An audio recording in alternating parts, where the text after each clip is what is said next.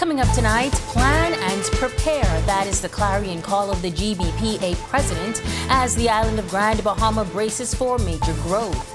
Plus, the opposition F&M leader calling for consistency across the political divide.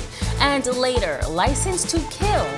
The talents of a Bahamian ceramicist featured in several luxury magazines. She shares her story one-on-one with our Marlena Leonard. These stories and so much more as our news weekend starts now.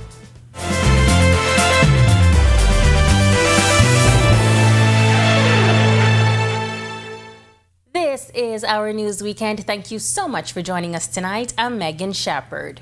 Major growth is expected for the island of Grand Bahama in the coming months, as several projects are currently underway on that northern island. Tonight, our Italia Hall speaks with the president of the Grand Bahama Port Authority, who says now is the time for Bahamians to plan and prepare for the future.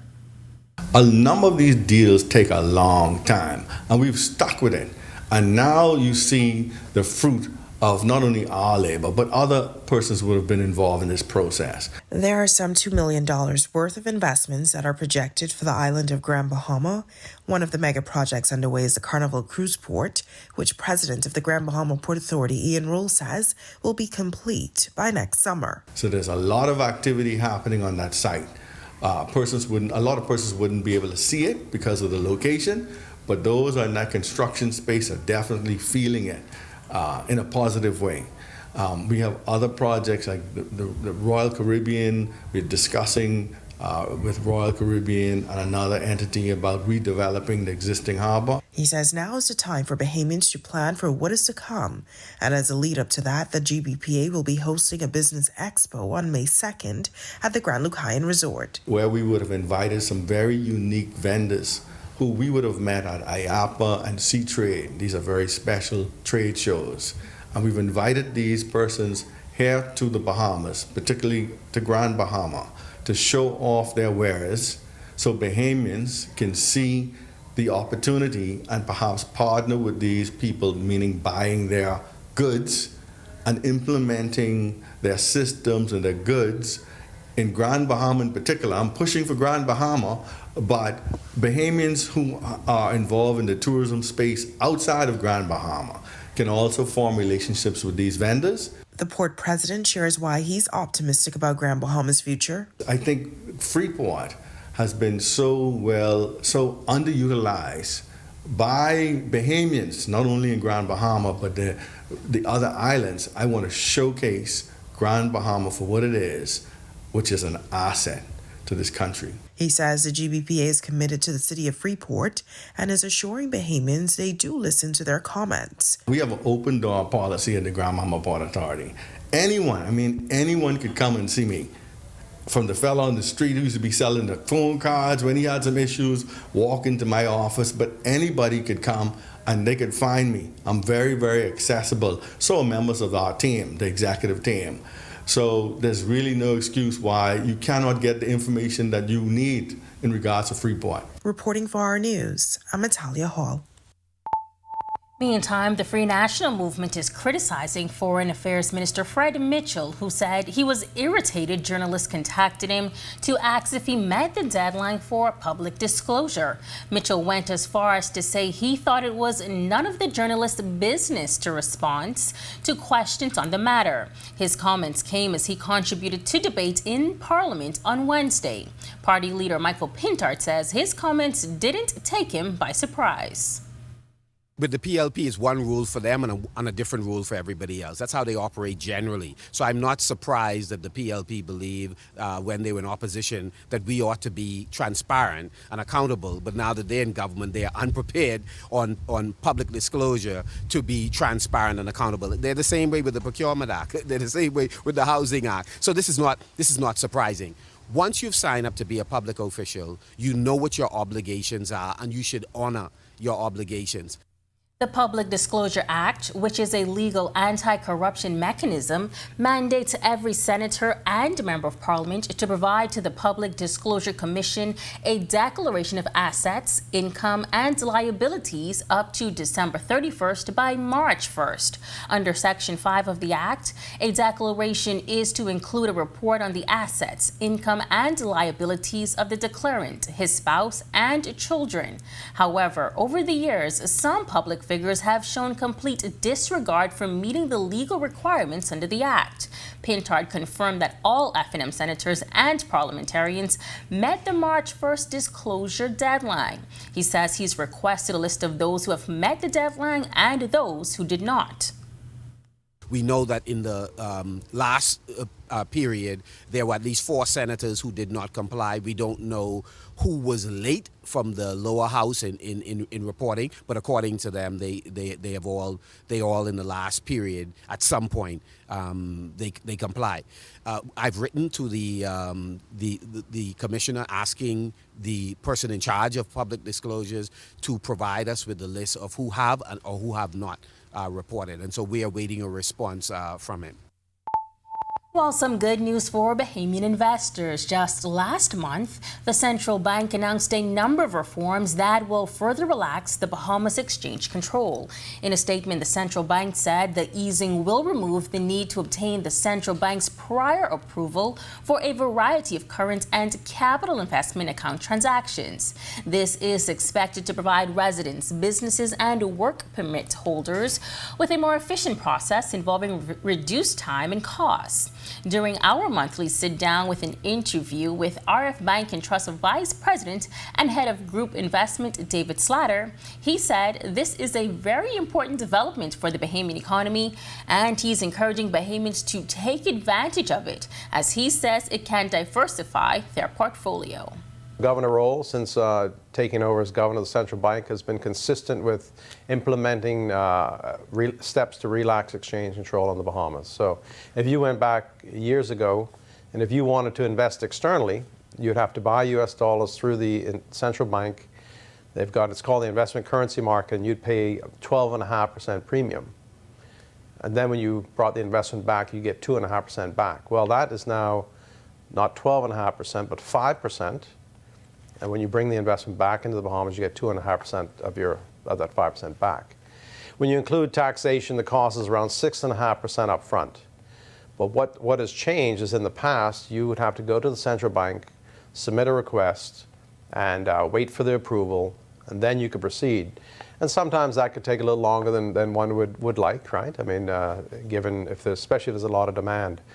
What has changed, effective June 1st, individuals can simply go through a licensed bank like RF and apply for up to $100,000 US per annum to invest externally.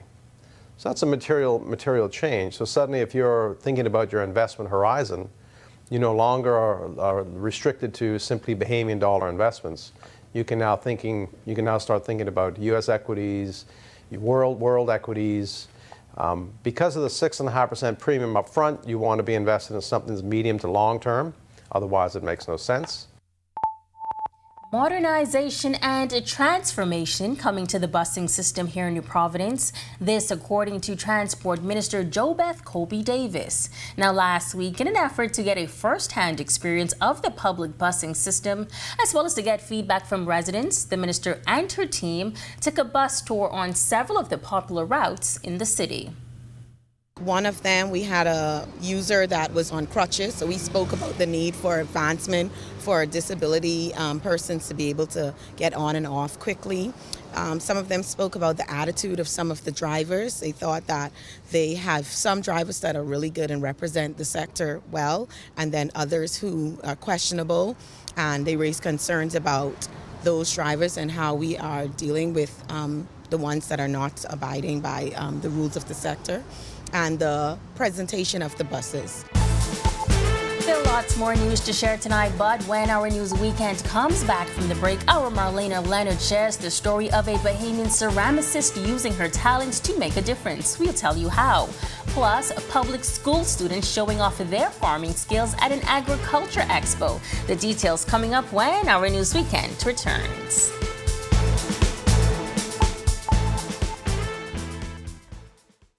Are you or a loved one under medical care? Do you need affordable medical supplies? Ports International is the largest home healthcare supplier. Medical supplies at the very best price, and you can even shop online. From hospital beds to wound care, wheelchairs to walkers, Ports is a one-stop shop for your medical supplies, and we accept insurance. We have online shopping and 2 locations to serve you, at the Airport Industrial Park and Shirley Street. We also ship to the Family Islands. Shop online and visit us on Facebook. Call Ports at 377-1771.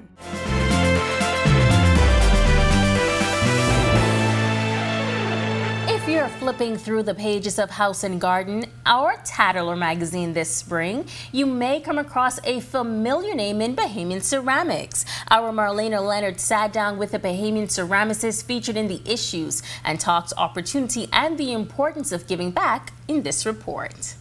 Bahamian ceramicist Jessica Colebrook has been honing her craft for over 30 years.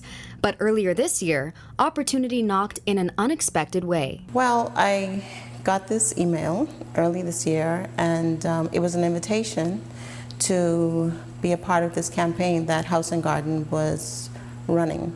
And the campaign was called License to Kill. I thought it was cute.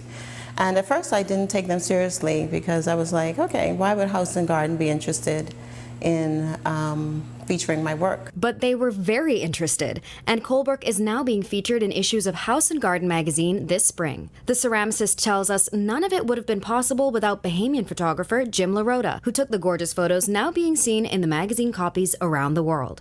And it doesn't stop there. Colebrook's pieces will also be featured in a highly anticipated issue of Tattler Magazine this spring.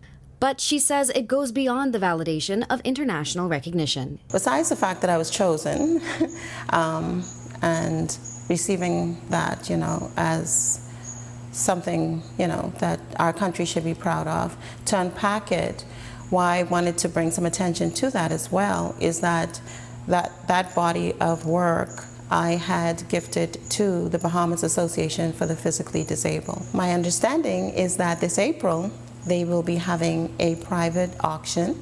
So it's by invitation only, it's not going to be public. And they're going to transform that space and the work is going to be sold. So 2 pieces out of the magazine House and Garden actually is going to be in that auction. She hopes her donation of art will inspire others to donate whatever their gift may be to the charity of their choice. I work a lot of hours. I'm unable to actually physically go and give my time, but my gift, I can give to them, and that can support and help them. So whatever gift you have, whatever time you have, you can lend to them. Reporting for Our News, I'm Marlena Leonard. Awesome report. Thanks so much, Marlena. Well, students from public schools across the island got to show off their farming skills at an agricultural expo. Organizers say the event, that's spearheaded by the Ministry of Education, tackles food security and cultivates a culture of self-sufficiency, as well as promoting backyard farming. As a part of the event, the foyer of the Ministry of Youth, Sports and Culture was transformed into a farmer's market, showcasing vibrant displays of fruits, vegetables, herbs and crops, all nurtured and harvested by students. And these 10th grade students from Anatole Rogers High School couldn't be happier about taking part in the event. Once they get no more food in the place, you can just grow a farm in your backyard. You can make your own food and make your own profit selling things and stuff like that. The importance of learning how to farm, you get to learn how the plants grow and develop in some ways and stuff. And you can make different dishes and teas. You can make medicines from the plants too. Students at H.O. Nash Junior High School learning about farming and agriculture say the experience created a newfound sense of purpose and responsibility. We've learned how to plant, how to rear animals, and many more. My whole time being in agriculture, I really liked the program. It was a good program to be in. And when I first came to the school in grade 7, I really liked the program. I liked the teachers. So I took my time and I put my effort into the program and I learned about it and I really like it. The to come on Our News Weekend. It's all system go for the 34th Bahamas Bridal Show. We have a sneak peek as to what you can expect at this year's mega event. Plus, we talked to some athletes from around the Caribbean who swam at last week's Carifta Games, and we have some exciting information about next month's World Relays. Sports is next.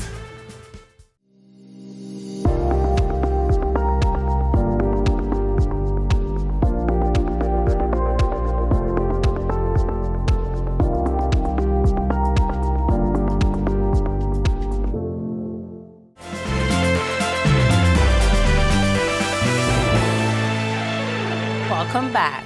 Hear from some international swimmers who competed in the Carifta Aquatics Championships, and young athletes will get a spotlight alongside the world's best at World Relays. Tage Adderley is here with our Sports Weekend. Tage. Thanks, Megan. Good evening. Happy Saturday. I'm Tage Adderley here with your weekend sports update. The best swimmers from throughout the region converged on New Providence to compete in the Carifta Aquatics Championships last week. Our Sasha Lightborn got the chance to speak with a few of them. Jillian Crooks from the Cayman Islands is one of the most decorated female swimmers in the region.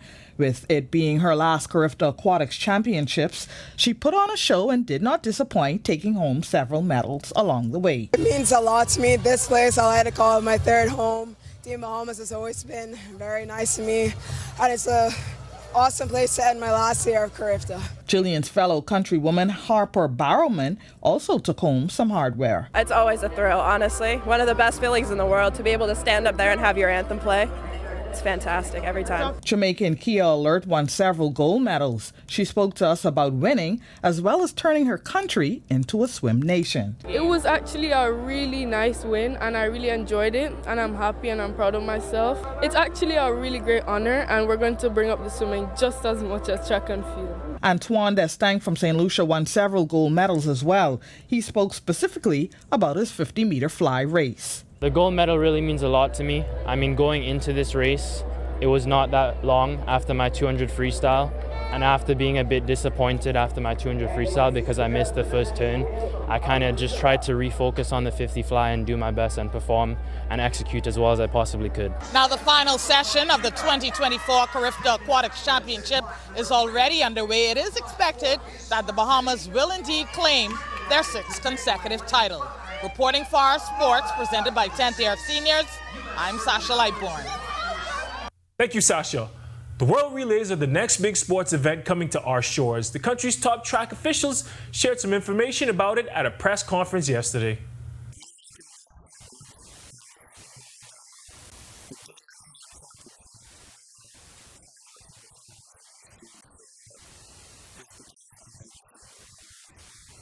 That's B3A's president, Jermico Archer, explaining how excited he is for the Bahamas World Relays pre-game show. Dubbed the Showdown in Paradise, the event will run on the same days as the relays, May 4th and 5th, showcasing high school-age athletes from around the country, the Caribbean, and the United States.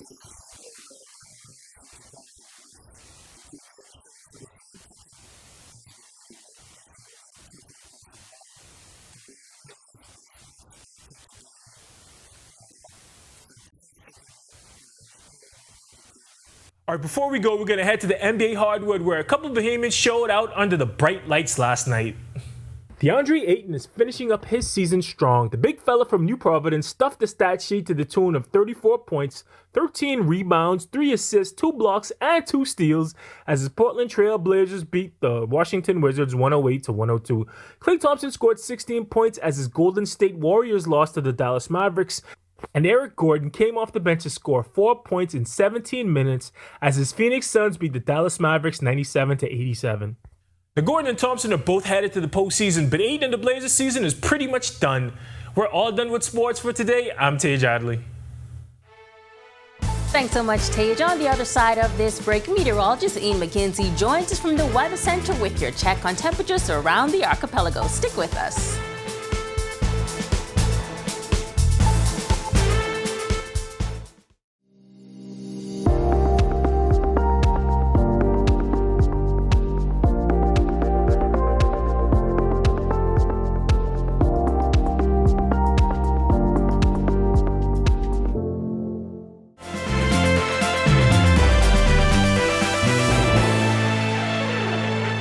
Welcome back and thanks for sticking with us. Beautiful weather for the first weekend in the beautiful month of April. Meteorologist Ian McKenzie filled us in on all you need to know weather-wise.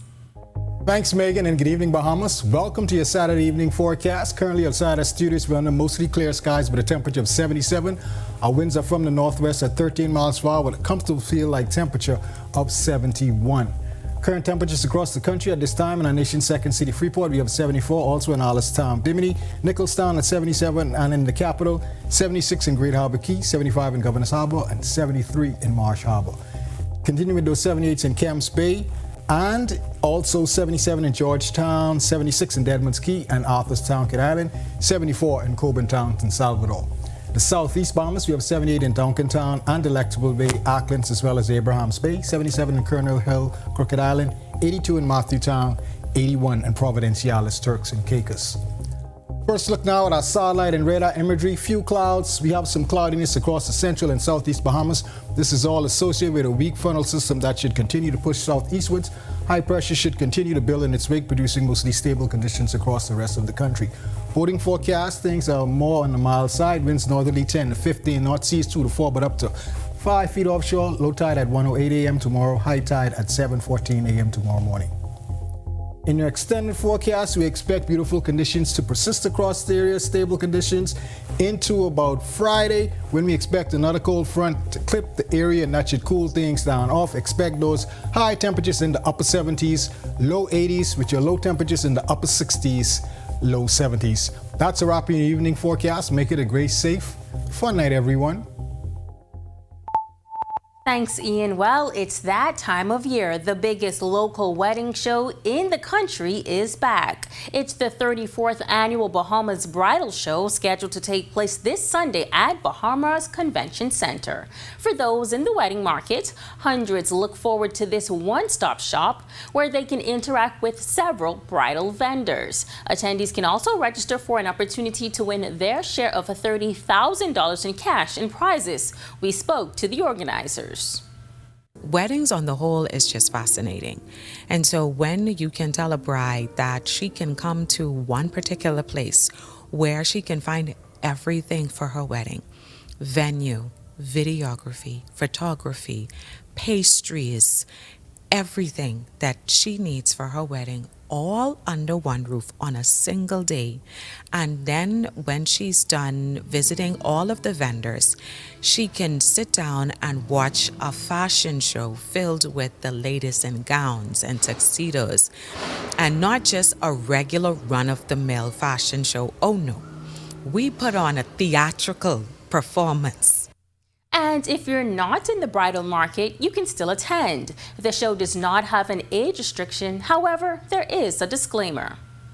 Kids are allowed to attend, but if they do, please note that there may be one or two things that you don't want them privy to. And that's stuff like the kissing competition. You know, we do demonstrations like that. The kissing competition, the pretzel pose toast. And during our kissing competitions, things get a little wild. So, you know, you may have to cover your child's face just for a few seconds.